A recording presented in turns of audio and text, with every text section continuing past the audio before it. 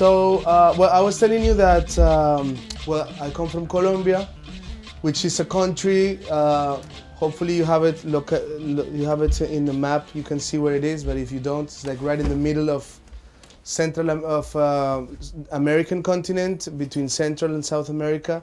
So it's like a kind of a very important place as a sort of midpoint of the continent that helps bring like the south close to the north. And because of the actual place where Colombia is located, that has helped a lot in spreading the music to the south and to the north. So when you listen and when you are exposed to Latin music, basically the thing that comes up first is to think about Cuba, to think about Brazil, right? These two types of styles have always taken the most attention.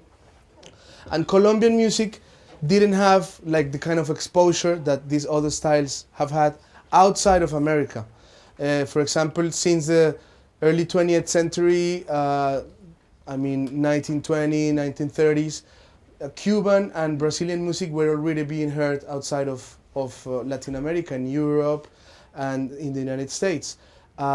With Colombia, this didn't happen on the, let's say, like international level or other continents, but rather happened inside the American continent, which means that you will find that Colombian music has had a big impact in the music of Argentina, Chile, Peru, Venezuela, and Central America, Costa Rica, Panama, Mexico, right? And nowadays, you find that this strand of Colombian music is quite well known throughout the continent, and basically is the most spread out sound that you can find nowadays in America, right? So what we do, the style of music we play is called Cumbia. Do anybody of you have heard about Cumbia before, the name itself? Well, some of you. Because basically what comes to mind when people think about Latin America is the, let's say, sort of cliche of salsa, for example, right? That people think about this type of sound. Cumbia has a very different tradition where it comes from, and it's a style that basically was very much the product of a heavy mix between like the people that came to Colombia to live there since the last 400 years, which is basically a mix of well, the indigenous Americans, the blacks who were brought as slaves, and the Spaniards who came to conquer, let's say, the land, and they brought the European influence and the Arabic influence as well, very important. So in Colombia what happened is that these things mixed up very heavily. There was a very like even input from each one of those, let's say three, how you say people, three, ¿cómo se dice? Three, these three different races, not even races, but like these three different elements, right? And that's one thing that stands out about Colombian music, is that this mix of the three elements was quite balanced, let's say, which didn't happen so much in Cuban music, for example, because in Cuban music is mainly like African and Spanish mix. The indigenous were like completely killed and left out of the picture. And if you think about music of South America, like from Argentina, Chile, it's basically much more mixed between indigenous and Spaniards, and not so much black influence, right? So the thing about Colombia is that there was quite a balanced mix between those. So the basic elements of cumbia are like quite a traditional music played by the peasants and the country people from the coast of Colombia, from the Caribbean, right? So it's a style that is just played with drums, with some flutes that come from the indigenous, called gaita, some very beautiful flutes, and the singing in Spanish, right? So that's the thing that the Spaniards brought. So at first it was something very like traditional happening in the countryside, that people were just having their parties there. But eventually, throughout the 20th century, it started to get more, let's say, sophisticated, At first, it moved to the big cities in the coast. So we have some cities like Barranquilla, Cartagena. These are cities that are like right on the Caribbean coast. So then these peasants came and they started to put some new elements into the music.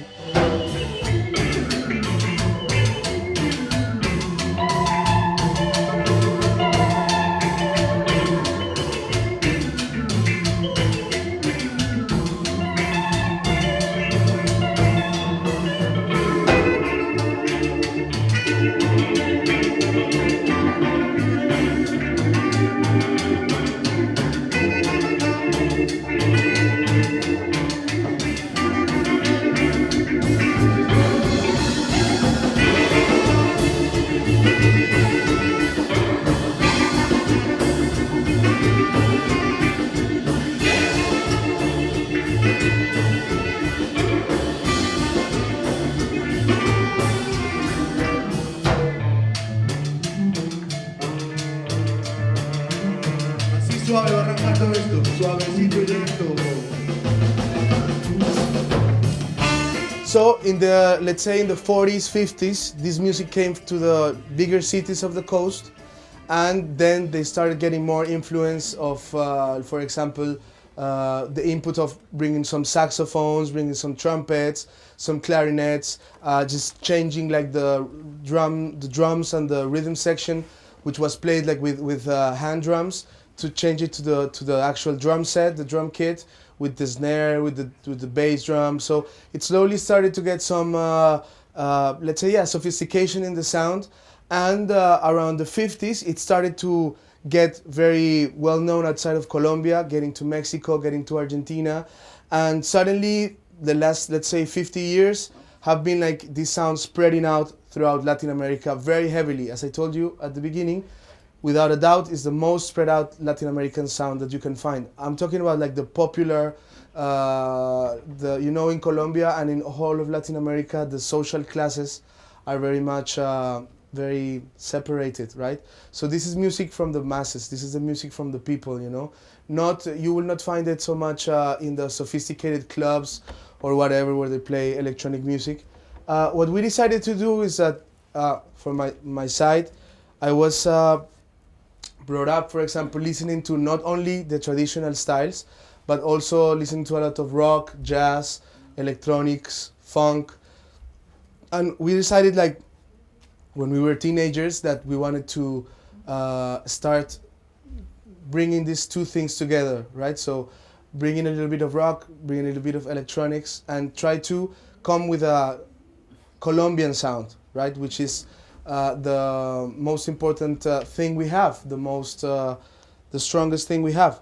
So since like maybe 96, 97, we started playing, traveling, getting the instruments, starting to learn how to play them, and started making small experiments around it.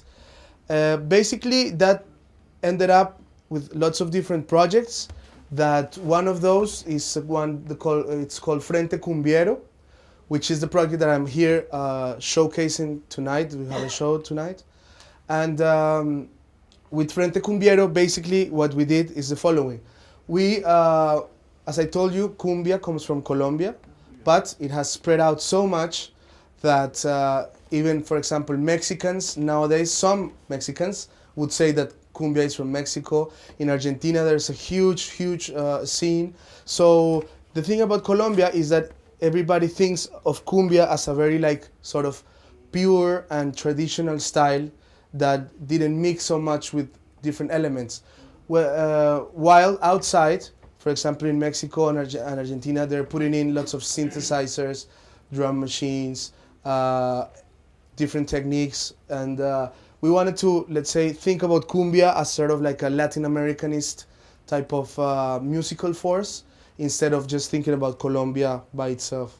So at the end of the day, we've been able to, for the last 15, 20 years, been able to develop sort of a style that have helped us show our music outside of Colombia, and we've been lucky to travel well throughout Europe, Asia, now even come to Australia, which is quite far away from our house.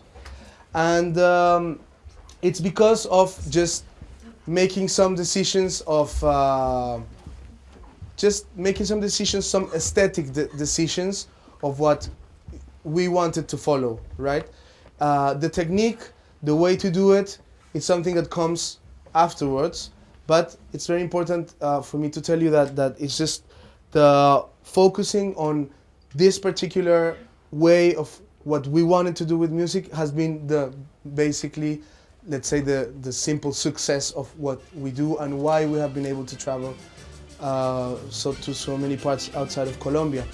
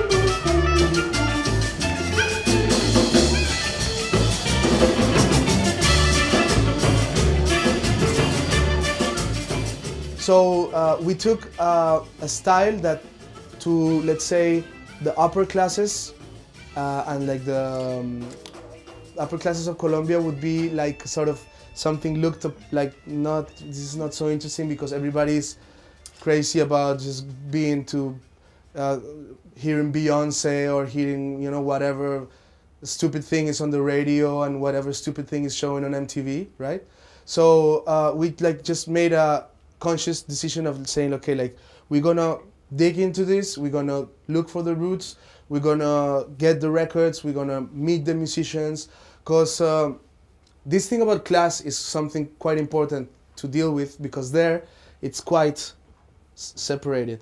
So it's not so easy or not so well seen if you like go look for a let's say accordion player who is like a guy living in a small town who is like totally forgotten by everybody. It's like not some things that happen so often. So we just took the decision to go look for them, start recording with them, start playing with them, and this ended up in some of the stuff you will hear today, which it's gonna be sort of like an introduction to Colombian music and a little bit of what the actual production stuff I do is about.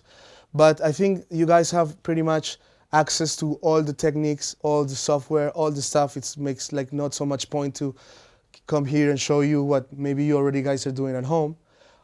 So I better just focus on what we do as a band and what's happening in Colombia, right? Okay, so one of the first things I did with my band Frente Cumbiero is that I went to Mexico, and I started to like find out what was happening there with Cumbia, and I found out about a style. No, Facebook. No, wait, YouTube. I found a style called Cumbia Rebajada, which is basically like a cumbia that they started enjoying playing it like really slow on the revolutions, you know, like if you play a record 45 RPM, you know, they like to play the 45s at 33. So it's like super slow and totally it deforms the lyrics, you know, it just sounds like down pitch. And they listen to this stuff on the street like that. So it's like quite psychedelic, quite like heavy on the senses, you know, it's like very distorted. So thanks to this experience, I started to do some more research. And I was very lucky to find interest by an organization called the British Council, which maybe you guys have heard of it. It's like sort of like part of the British Embassy. Whatever they do is like cultural side of the British Embassy. And they paid for a project, they sponsored a project that would like to unite some aspects of dub production and cumbia, right? Because I found cumbia rebajada to be sort of like a Latin dub somehow, you know? It had all the elements to become of that. And then I was very lucky to meet with Matt Professor, who is one of the master dub musicians of the last 30 years. And we made a record together in which we wanted to have cumbia produced through the techniques of dub and of Jamaican dub. Yeah. So I want to show you a small video that we have of that.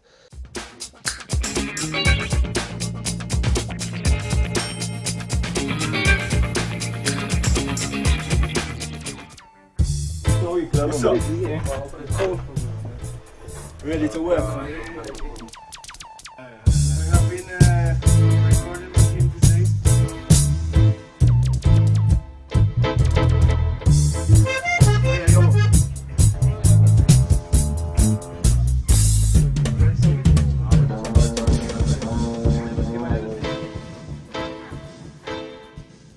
For me, I could see that the natural, the natural rhythm, the natural cumbia rhythm is very much close to like the calypso thing, the dancehall thing, A lot of this must have come across the Atlantic from Africa.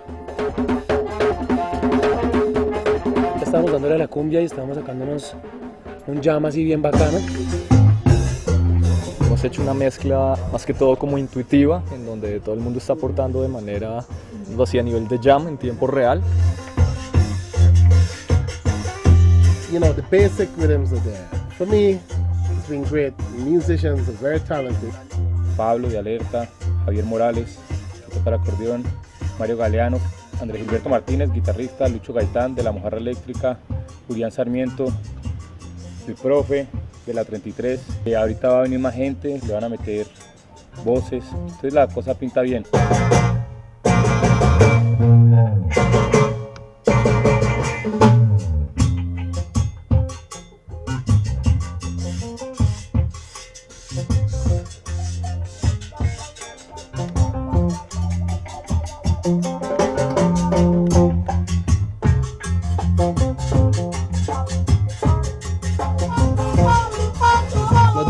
Not the best sound. It was just like a thing shot inside the studio.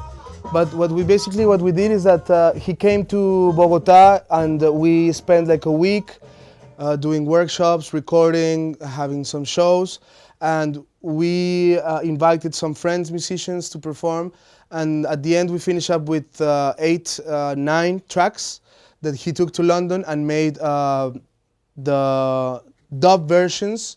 So at the end we finish up with a record which has like the 9 plain or like normally mixed tunes and the dubs, right? So luckily the album became very well known outside of Colombia because it was like one of the first mixes between dub and cumbia, and it came out with a very solid sound, and it was great experience to work with him. So this would be a sort of a setting more related to like writing the music and having an actual live band playing, right? We had like a horn section, we had 2 guitarists, a bass player, drummer, percussionist. And so this would be like one side of what we do. The other side would be more focused on just using the, let's say, the tools that you find in computers and in samplers and in the different hardware we use, which is basically starting to dig into Colombian tropical music. Like in sampling culture and let's say all of these things that in the States and in England has been so huge, it focuses a lot on finding breaks in funk, finding breaks of soul music, finding the breaks in jazz, right? So we sort of took the same approach, but looking for the break beats in cumbia records, right? So one big part of this is to collect the music and to look for the music. So for the last also 20 years, we've been digging for records, digging for Colombian records, digging for salsa, digging for cumbia, digging for Jamaican, because in Colombia there was a lot of Jamaican music influence as well in the coast. And we have the very big, very great opportunity, or better say like advantage, of having a lot of different influences come to Colombia, because right in the Caribbean, it's like such a big meeting point of so many things happening that we have everything going on. So for example, not only the Cuban, which would be like the most obvious, right? But for example, the whole Francophone islands like Haiti, Martinica, Guadalupe, which have some crazy music. We were listening to that. Also, a lot of music coming from Africa. You know, you guys know Fela Kuti, of course, right? Have you heard about Fela Kuti? Well, no. All right. Okay. Anyway, Fela Kuti is such a amazingly big figure from Nigerian music, and it's very interesting to see that, for example, in Colombia, Fela's music was being heard since 70, 71, 72, right? And nowadays it's like a huge boom of Afrobeat and Fela Kuti is everywhere. And 40 years ago, this thing was already being listened to in Colombia. So there's a lot of music from Ghana, from Nigeria, from Congo, from Angola, right? But not only like the music brought by the slaves, but like contemporary music from the 70s, 80s, and 90s. There's lots of influence of that sound. So people have so many different things to hang on to. Of course, rock, electronics, pop, you know. I also did a video with a piece of hardware by this brand called Native Instruments. Well, they, you know, this hardware called Machine is sort of like an imitation of an MPC. And these guys just sent me the machine to try it out and to write some music with it. And well, what I did is basically the same approach that I'm telling you about, looking for the records, looking for the break beats, trying to find like the nice places where I could take out some horns, take out some pianos, and just with the machine, just, you know, just the technical side, just putting the different pitches and just cutting the samples properly and doing the right thing. But it's just a matter of how to use the elements, you know, like I see so many times like the guys all over the world, I mean, you can find this in any country, everybody would be like super inclined to just put like a hip hop beat on top, or like to put just like some funk beat on top.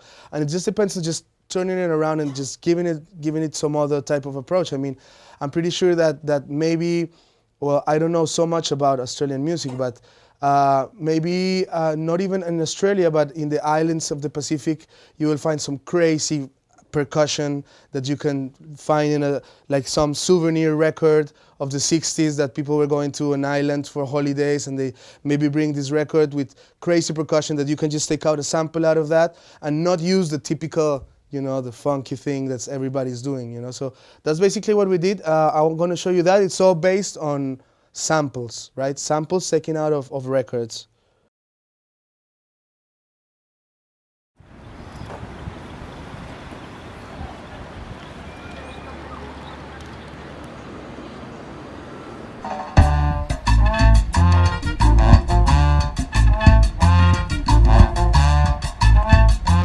Mario Galeano Toro, yo soy músico, dirijo varios proyectos musicales y también investigo mucho sobre la música colombiana. Uno de los proyectos es el Frente Cumbiero, que es un grupo y un proyecto que se quiere acercar a la cumbia como un fenómeno latinoamericano, donde está México, Argentina, Perú, Chile. Pues yo quiero proponer desde Colombia un sonido que se base en la parte tradicional de la cumbia colombiana a través de una investigación grande a través de los vinilos.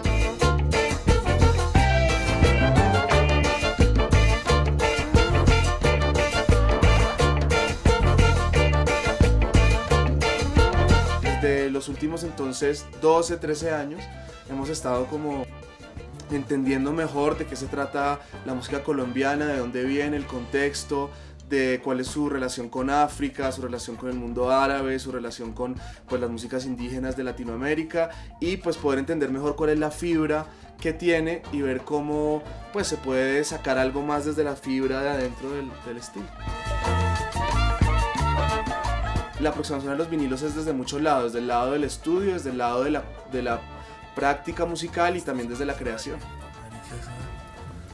Este Antón Castro, el man grabó hartas chirimías, weón. Sepultura, rechazo, negrajedia, marica, qué nombre. Me han ayudado mucho a comprender mejor la música colombiana, me han ayudado también a ser, digamos, un mejor músico en cuanto a ser intérprete, en cuanto a ser compositor, poder analizar las composiciones de los grandes arreglistas y los grandes compositores de la música colombiana.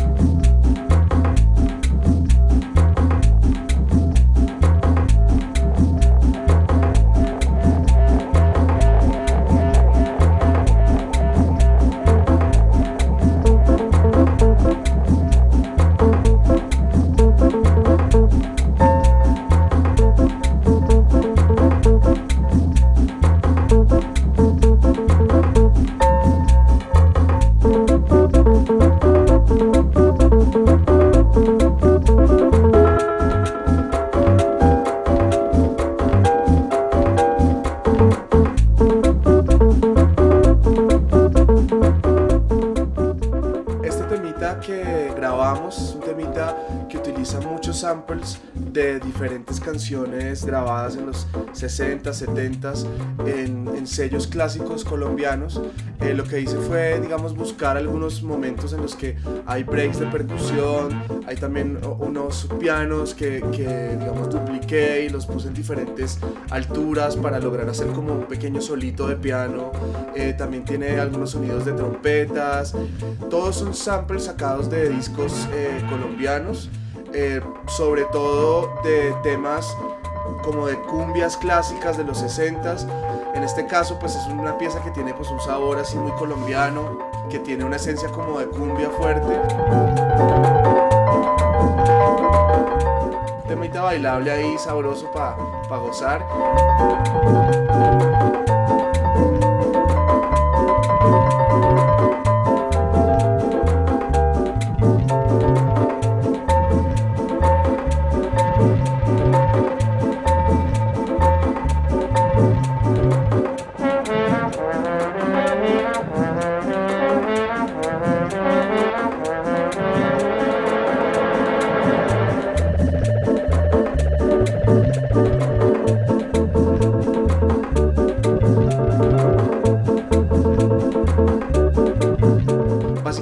El instrumento permite que tú saques de aquí y de allá o utilices los sonidos que te da pregrabada la máquina para hacer una pieza. Con la machine se puede editar, cortar, pegar y hacer pues toda la edición desde el mismo programa, que pues no necesitas tener las cosas precortadas en otro programa o haberlos editado en otro software. Ahí mismo puedes hacerlo todo y pues de una forma muy manual acercarte al instrumento.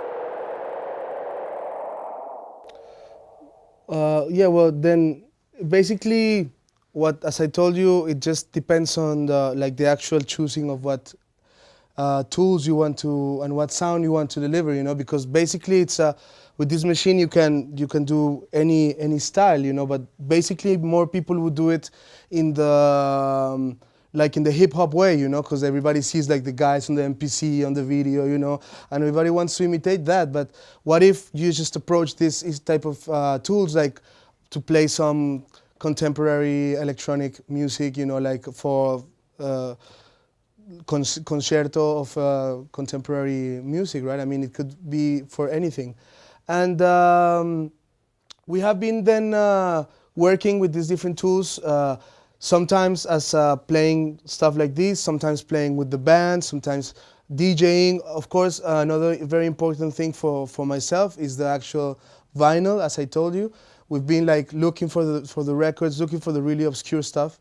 So how do you normally get the breaks off the records onto the sample machine?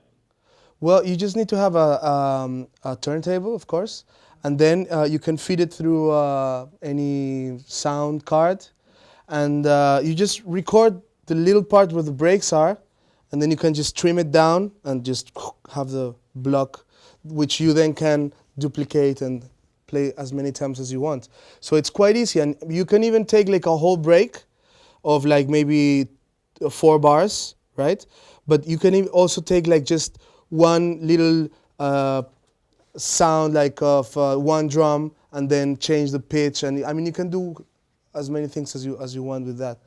But the most important thing is to have the actual like break coming up. Another thing is, of course, you would have this kind of old school type of sound, because you know, like in the way they recorded back in the 60s and the 50s with such nice microphones and with nice like valve preamps and stuff, that you can hear the room. Like if you find a drum, you know it's going to sound amazing. And then it's not the same as if you go and bring your friend and record like in your room. It's not going to have the same heavy sound to it. So that's also something that you can take advantage of, just putting these really nice recorded drums inside any song of yours. And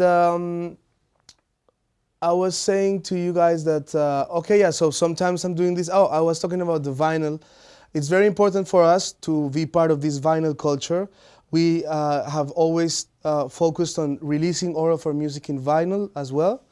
Because you know, nowadays, selling records is like the worst business you can ever hope to be in, you know, because it's like nobody sells a record, you know. So we have been very focused, and it's sort of like a side product, I don't know if it's the right word, but the fact that we're selling vinyl has helped us like get into a niche where people are willing to pay for the records, where people still are willing to pay for the records. I mean, it's very hard to try to sell something to like a 12 or 13-year-old kid who has all of his life downloaded stuff from the internet, who never thought that music is actually that something physical that you can hold in your hand, right? So we have found that through vinyl, we can still like get to the people who want to have the physical thing and who don't mind about paying, let's say, 50% more than a CD to get the actual vinyl, right? So regarding to DJ culture, I always only use turntables to DJ with, and I think it's like the most sincere way of playing records. I mean, nowadays you find lots of people with like the tractor or stuff, like doing the DJ sets, everything on sync. You know, it will be just press a few buttons and it will be like just the flow very easily. This time I didn't bring the records because it would be too heavy to bring, but I usually always have the 2 turntables just playing it from the records. And I even went one step further and I bought a lathe, a cutting lathe for making records at home. So I can in my house, like I'm working on any small remix or whatever I do in the computer. I'm gonna have it done. I can just go and cut it in the actual 45 and then take it to the gig at night and just play it, you know. Because these machines, the record cutters, which are like a really huge machine that actually cuts the record itself and puts the music into it. For example, in Colombia and in Latin America, these things are like totally forgotten, you know, like you can buy it for very cheap, you know, it's like cheaper than buying an amp or something like that, like a guitar amp. So I just went and restored a big Scully machine from 1948. Very beautiful. It's like a Cadillac, you know, it's like super strong and full of shiny parts and really beautiful. And then I cut my records to play on the DJ sets, right?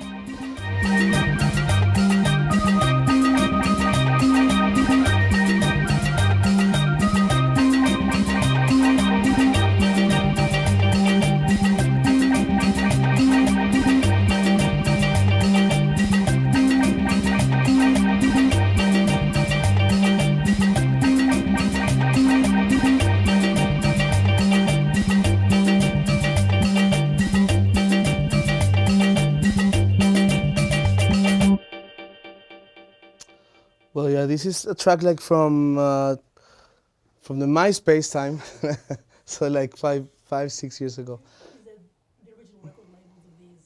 Well, you know, the thing is that these original record labels are like so lost. I mean, like they have no idea what's going on. And I just try to take out like not so evidently placed breaks. I would think it'd be very hard to find them. Anyway, nowadays there's even some software that you can just play. I mean, if for example, they had this on their system and it would play this tune, they can, like the computer tells you, oh, this is samples taken from here, from there, from there. It's like already very computerized. But I mean, no, and what we do is just so underground, you know, it's like not even on any type of commercial big markets. And for example, this record that you see here, it was put out by a label from New York called Names You Can Trust, which basically they just became interested in what we were doing and they like looked for us and signed us, right? Which is the same thing that happened with the later booking with a label from London called Soundway and another one from Spain called Bampiso. So we've been very lucky to get like the interest of these people who have signed us. And it basically was thanks to being like very strictly like loyal to our like underground scene. Because we never cared about being on the radio. We never cared about like let's say internet is our most important business partner that we could ever have. Because it was thanks to the internet that we were listened by these guys in New York, the guys in London. That's why it took us to Japan. It's all because of the internet, right? So we have been focusing on just strengthening and doing our underground stuff scene in Bogota, which is basically a scene of maybe 30 bands who are all like doing like kind of experimental approach in tropical music and which have influences from, as I told you, like electronics, rock, pop, and all African music, different styles. And since the last maybe 20 years, 15 years, a new scene developed, and but we're still very underground because I mean we don't want to be mainstream, we don't want to be up there with the main channels, and it's basically a scene that every weekend in very low-key type of places where they sell cheap beer and it's like kind of very punky atmosphere, you know, like where it's not like the beers are not super expensive and just we get 400, 500 people who go see our bands play live and go see the DJs. And the DJs are only focusing on playing this old school 70s, 60s type of sound. So it's very nice to see how a sort of a scene has evolved out of that. And nowadays there are several bands that are worldwide like showing that thing. At the end it ended up on having Bogota nowadays being like one of the important places of Latin music, you know, because there's a lot of things happening and it's quite a dynamic scene.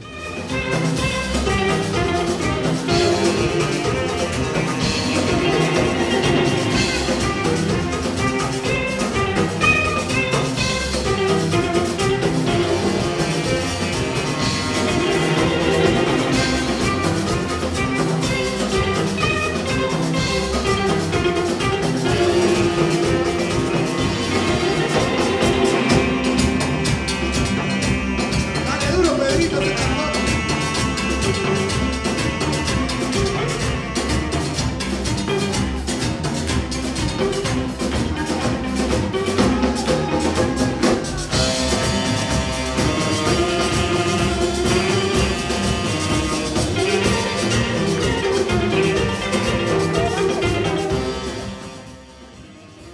This is a project I did with a friend of mine who is a British producer and DJ.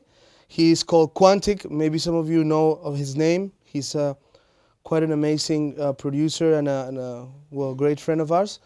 And we got together and worked on this project that is called Ondatrópica.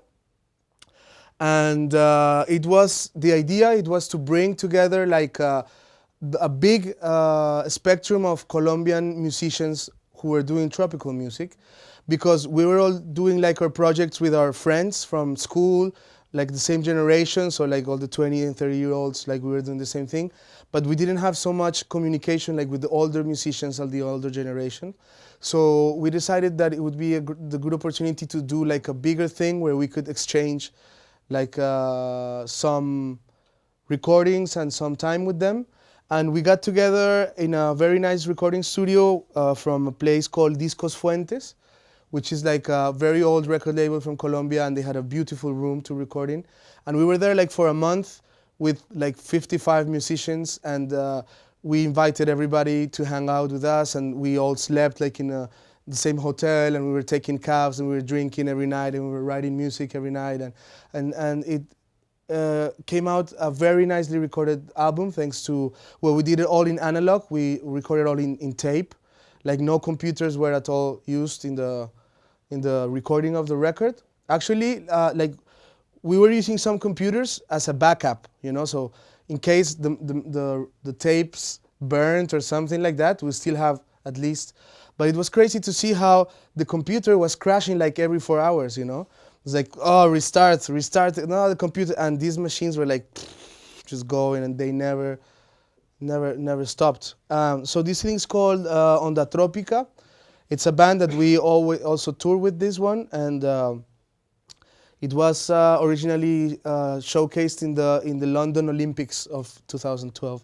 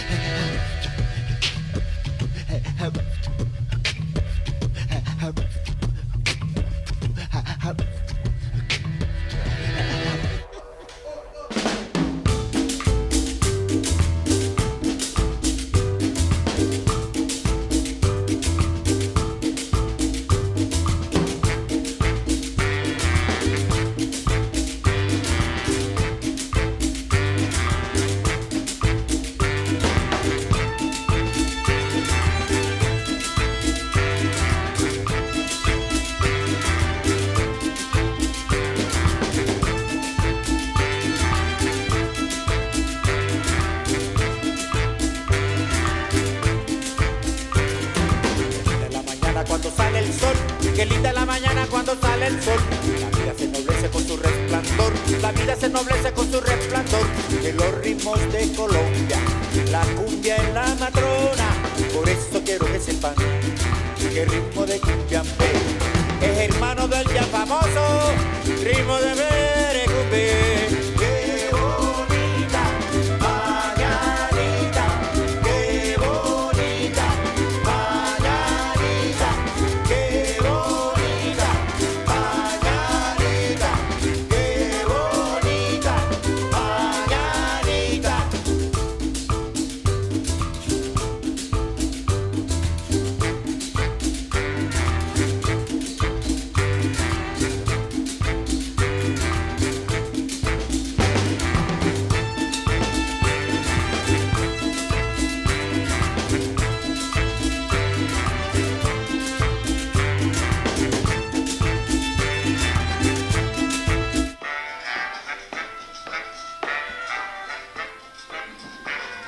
Qué linda la mañana cuando sale el sol, qué linda la mañana cuando sale el sol. La vida se ennoblece con su resplandor, la vida se ennoblece con su resplandor.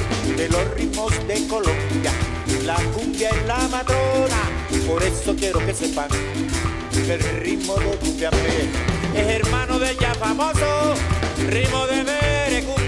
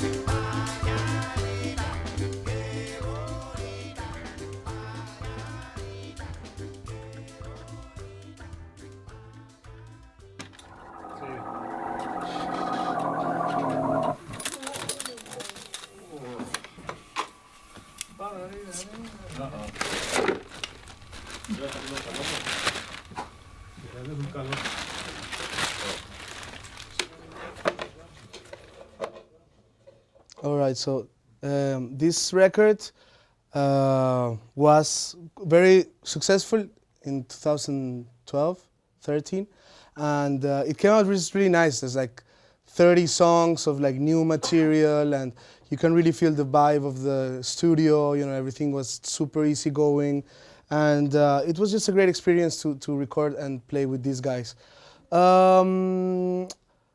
Maybe I could just show you one last thing, because I want you to see that basically we're approaching the same, let's say, problem or the same issue, but throughout different angles, you know. So like the record collecting, the playing, the sampling, the DJing, the playing with these older guys, and with Frente Cumbiero. And we also have another band, more experimental, called Los Pirañas, which is basically some of the members from Frente Cumbiero with this track called Salvemos Nuestro Folklore, which means like let's save our folklore. But of course, it's quite an ironic thing to say, which is stupid to say let's save our folklore, but it's just like that.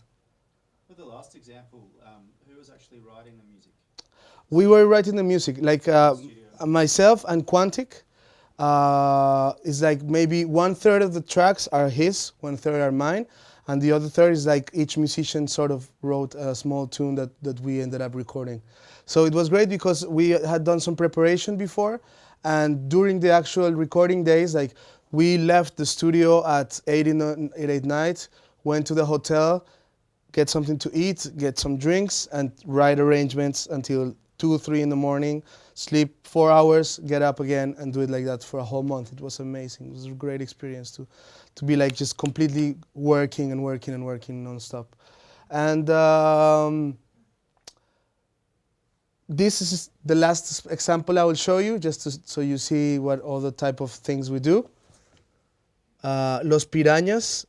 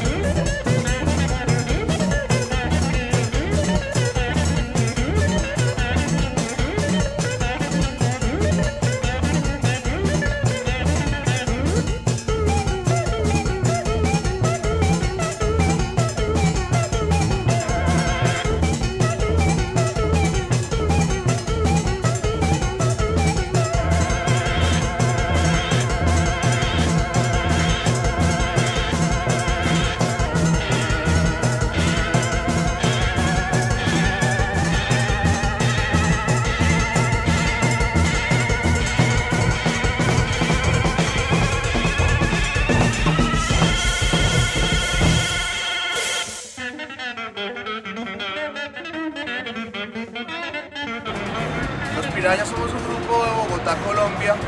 Llevamos tocando 4 o 5 años y muy enfocados en desarrollar como un sonido tropicalista basado en la improvisación y tomando elementos de diferentes estilos que nos gustan mucho, desde la música de Colombia, la peruana, de Jamaica, el punk, el jazz.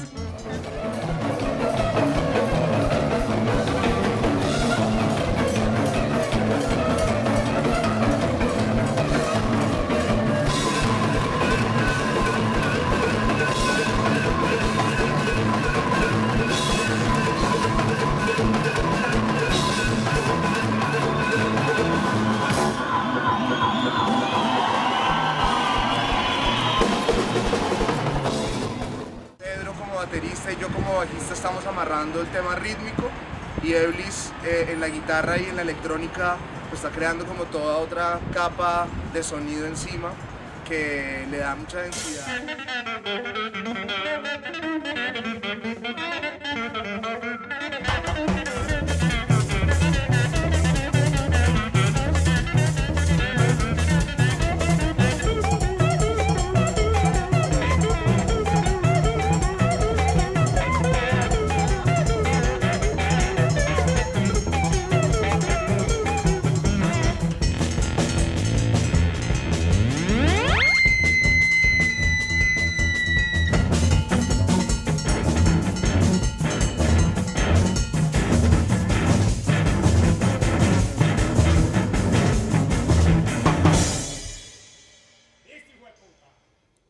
So it's quite a heavy sound, you know, like very frantic, and but it's just the other thing we do. It's like even that that sound got interested like a punk label from Chicago who released this stuff. You know, it's like so basically that's a very big overview of what we're doing. I don't know if anybody has any questions or anything that would like to ask. Logistics, yeah, like to have everybody, because it's a lot of people, you know, have to fly from all over the country and feed them, place for them to sleep, pay for them, and it's just very, very big thing about logistics. But the actual recording and being there together was the best part. And I mean, the thing is that of course, these type of projects need to be subsidized by major, I mean, foundations or whatever. But for example, you guys here must have so many great opportunities to get funding for projects. So it's always a good thing to just aim for the big thing, you know, like just, if anybody can do it. You just have to have a nice idea, be able to write it down properly so the guys who are like reviewing the papers can say, oh yeah, this would be like a good thing, and then deliver it, and that's it. And there's so much money, you know, like just need to look for it and come up with nice stuff. You don't have to be thinking that, oh, I need to be on the top 40, I need to be on the radio, oh, I have to be on MTV, I need to be on this type of, I mean, who cares about that stuff? It's like so stupid to be part of that, you know, like you can build your own thing, you can be part of alternative scenes, you can also travel the world. You can do different approaches to mainstream music, you know. Leave the mainstream for the people who just are stupid enough to be watching TV the whole day long, and focus on music for music. And I think it's a good thing that for example, myself, I've always taken opportunity of looking for financing for my projects. Ever since I was like starting to study, I got a scholarship to study. So ever since I was like 18, I've been like asking for money, you know, to do stuff. And I won't stop doing that because every time I can get better and do better stuff. And yeah, that's it. And in Colombia, it's not so easy at all, you know, it's like such a difficult country to work. And but luckily, thanks to maybe being loyal to what we set out to do so many years ago, that we're still working. They just got in touch through MySpace and then in SoundCloud. I mean, for example, the guys of the record label in New York, they just looked for me on MySpace, they found it. Then the guys they found me on SoundCloud. And they just found us through the videos, because we were the whole time like putting on videos. Like we have lots of friends in Bogota who are like doing graffiti and who are like doing stuff in the street. So we always make nice videos, and we always, so these guys, yeah, like in London, they see, wow, what are these guys doing there in Bogota? And they just signed us. So it was just a matter of being online. As I told you, like the best thing for us is the internet, I mean.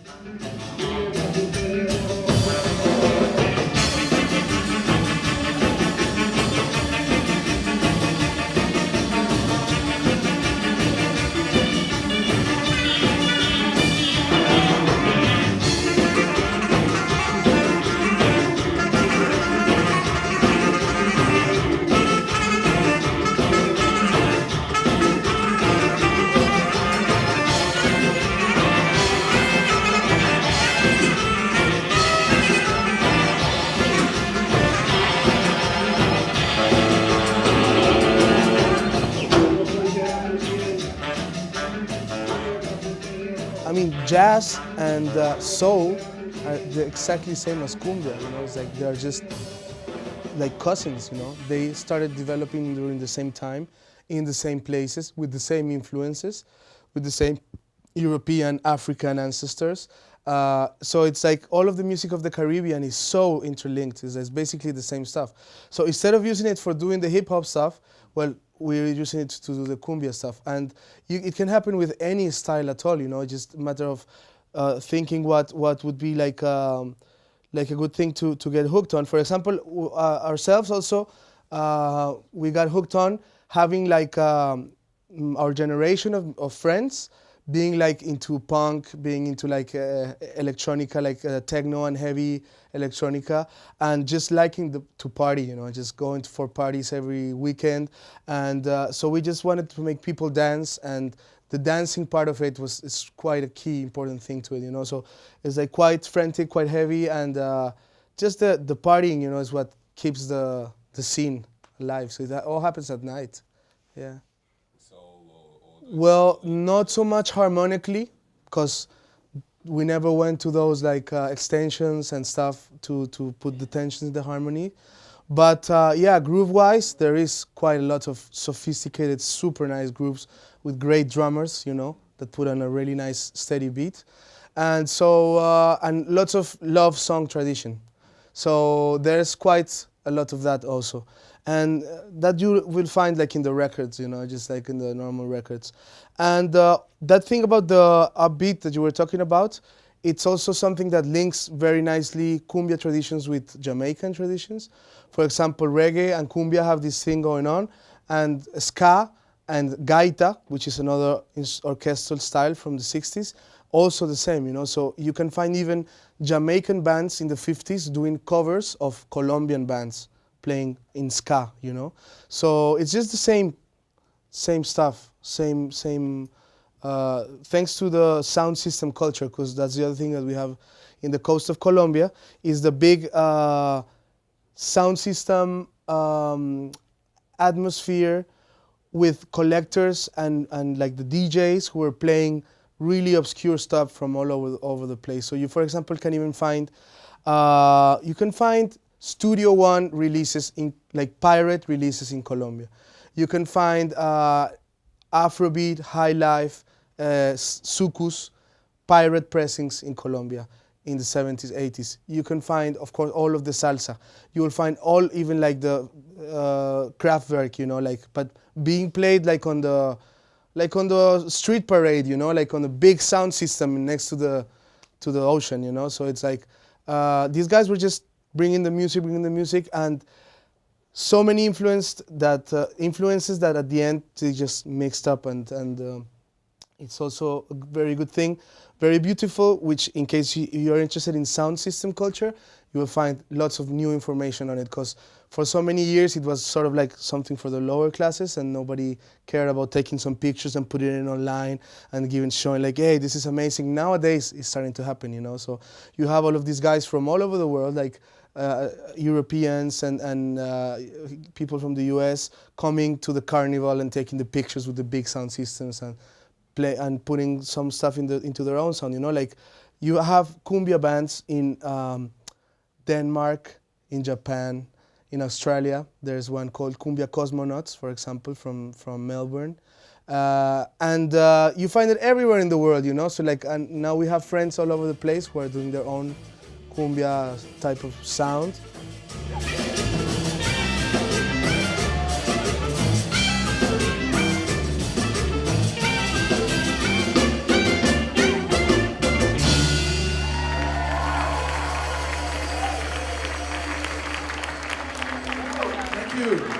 I'd like to take a chance to introduce the musicians to you.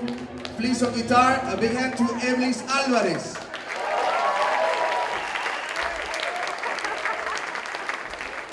Now on clarinet and saxophone, el gran Marco Fajardo de Bogotá. And on timbales and drums, Pedro Ojeda. Dale, Pedrito.